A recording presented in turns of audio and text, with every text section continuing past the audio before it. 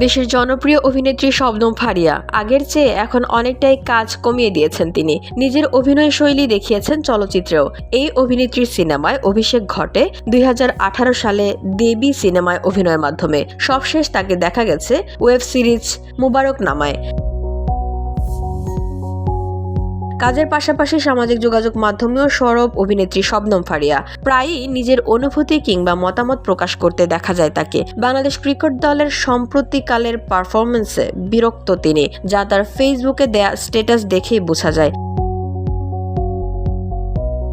বৃহস্পতিবার নিজের ফেসবুকে ফারিয়া লিখেছেন, প্রেম করা আর বাংলাদেশ ক্রিকেট টিমের খেলা দেখা বন্ধ করে দিয়েছি। এই দুই কাজ করে জীবনে কষ্ট ছাড়া আর কিছুই পাইনি। এটা কোনো ফানি স্ট্যাটাস না, অনেক দুঃখের স্ট্যাটাস। মালয়েশিয়ান প্রযুক্তিতে তৈরি অত্যাধুনিক cleaning machine modern vacuum cleaner যে কোনো ধরনের ধুলো ময়লাকে পরিষ্কার করে ঘরকে করে তুলুন চকচকে ও আকর্ষণীয়। Modem, brand of luxury. এদিকে অভিনেত্রীর পোস্টে হুমড়ি খেয়ে পড়েছেন নেটিজেনরা।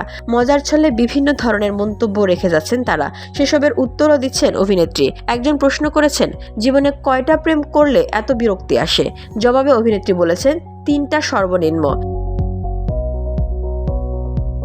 প্রসঙ্গত, বৃহস্পতিবার আইসিসি চ্যাম্পিয়ন্স ট্রফিতে হৃদয় ও জাকেরের নৈপুণ্যে ব্যাটিং বিপর্যয় কাটিয়ে ভারতকে 229 রানের লক্ষ্য দিয়েছিল বাংলাদেশ।